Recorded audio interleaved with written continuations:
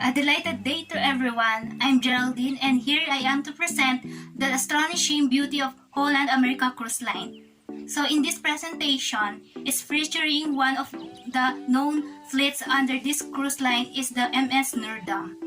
But before that, let me give a brief information about what is Holland America Line.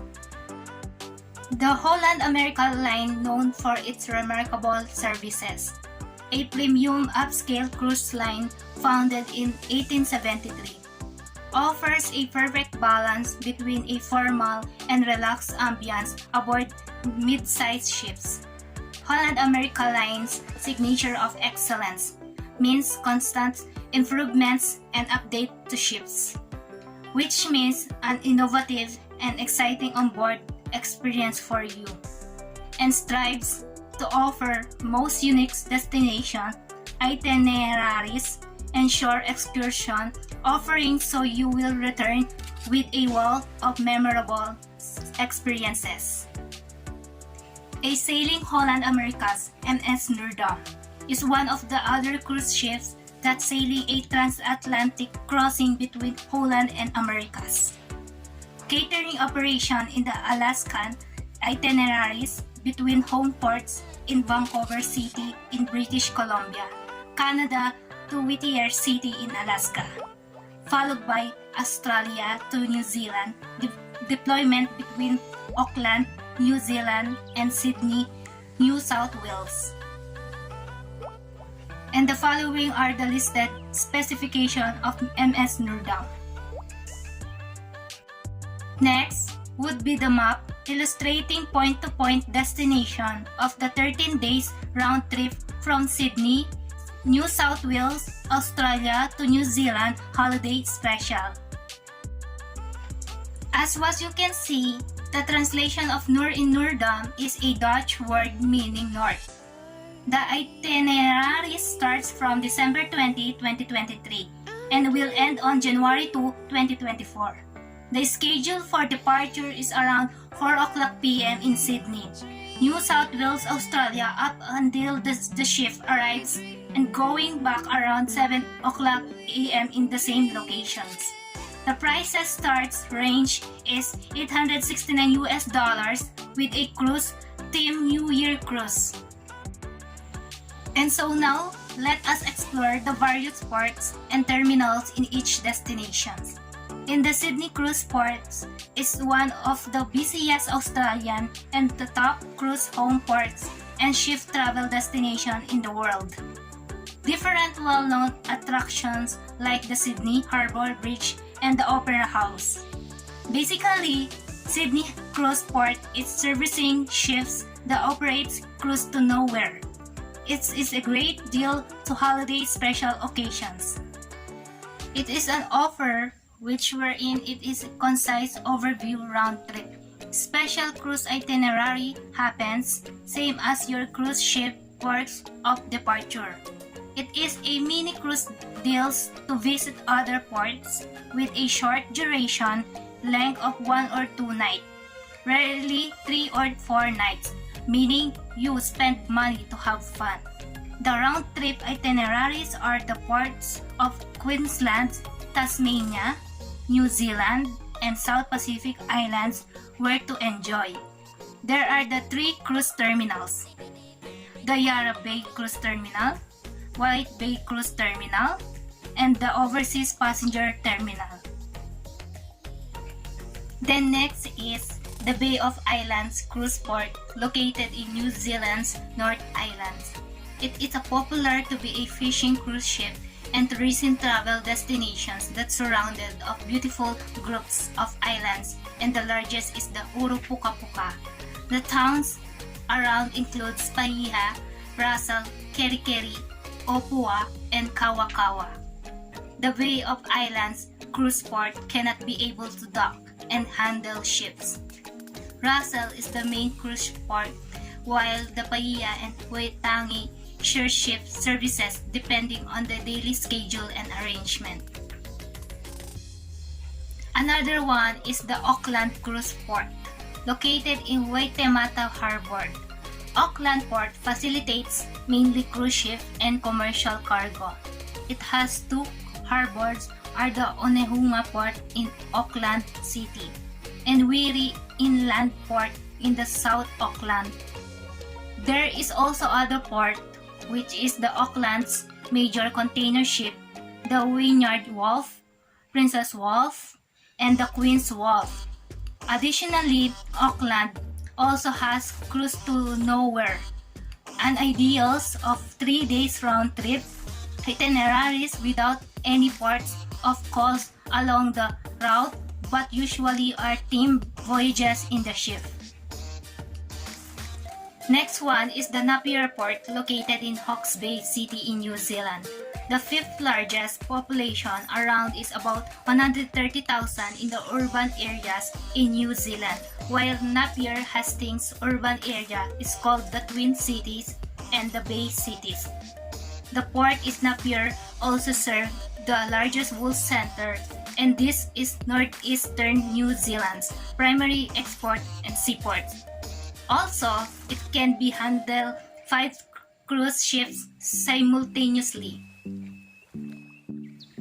For the next port destination is the Wellington Harbour Cruise Port that is located at the southern tip of New Zealand North Islands.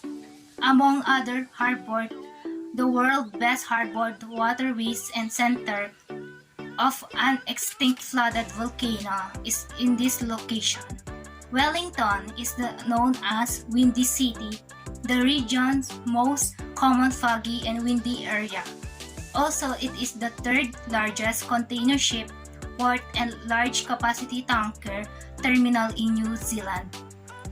Wellington Cruise Terminal has port of 3 main docking piers, the Otea Quay the largest, Queen Wharf, and Overseas Terminal the smallest. Next is the Timaru Cruise Port, city in New Zealand's southern Canterbury region. Timaru is the second largest urban area in Canterbury region. After Christchurch, the district also includes the surrounding rural area and the towns Pleasant Point, Temuka, and Geraldine. Prime Port Timaru receives calls from smaller-sized luxury cruise ships. Passengers are disembarked in short walking distance from downtown. The port has infrastructure plans to build new bollards for its main berth to allow docking of larger liners.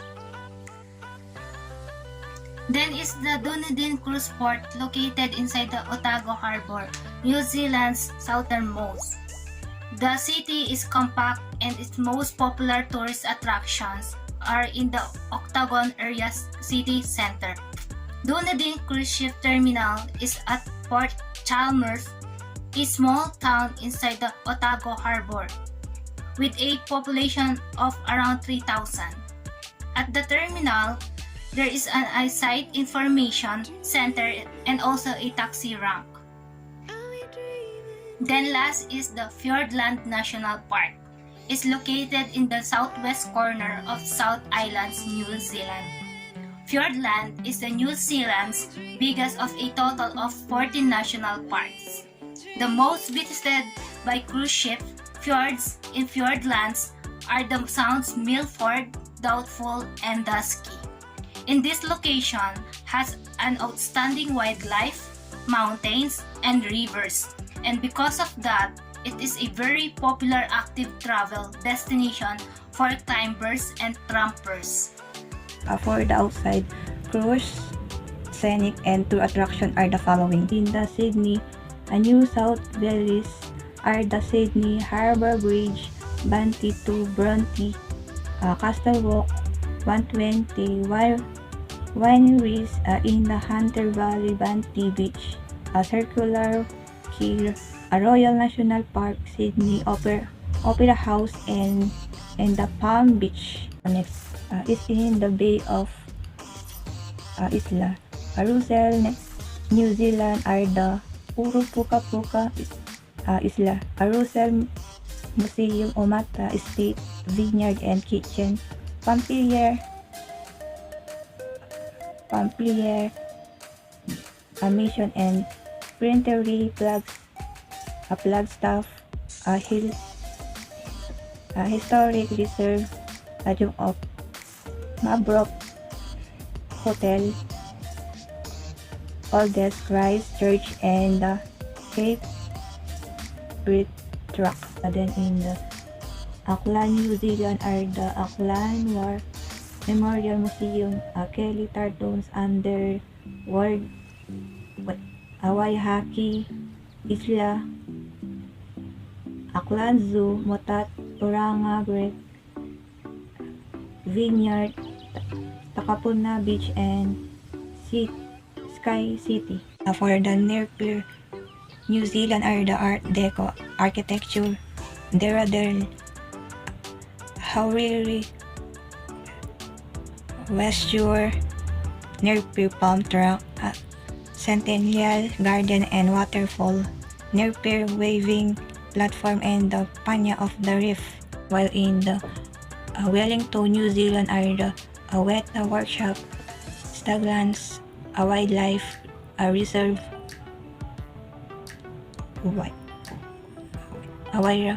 Wairapapa, New Zealand, Parliament, Old St. Paul, Cuba Street, Southward, Car Museum, and Wellington Outer Greenbelt. Another one is in the Timaru, New Zealand are the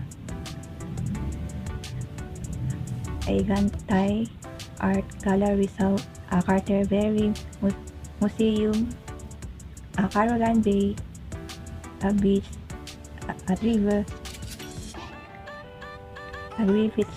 Griffiths Rose Garden, Tiana, Maori Rock Art Summer Carnival, Otepua, a wetland, and the Auraki Mount Cook. Also in the Dunedin Port Chalmers, New Zealand are the Larnaca Castle, Royal Albatross, Colony, Augustine House, Dunedin Railway Station,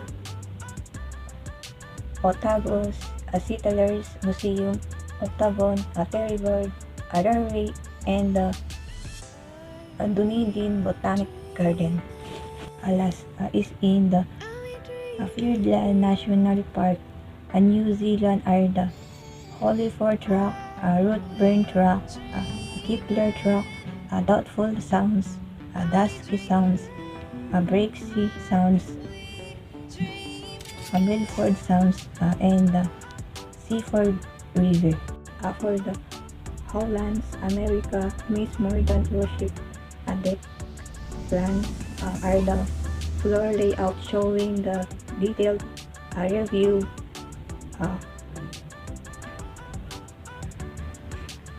of all the decks, venue, and passenger accessible indoor and outdoor areas. In the first deck are 4 main cabins and lobby. Second deck are 4 lower promenade, casino, lounge, and dining 1. Third deck are 4 promenade, shops, and dining 2. Fourth deck are 4 upper promenade and cabins. Fifth deck are 4 veranda and cabins. Sixth deck are 4 upper veranda and cabins. Seventh deck are 4 Rotterdam cabins and suite lounge. 8th deck are 4 navigation and cabins. 9th deck are 4 Lido, pools, spa, gym, and sun deck. 10th deck are 4 observation cabins, kids, teens, and cruise nest. And then the last is 11 deck are 4 sport and retreat and adult sun deck.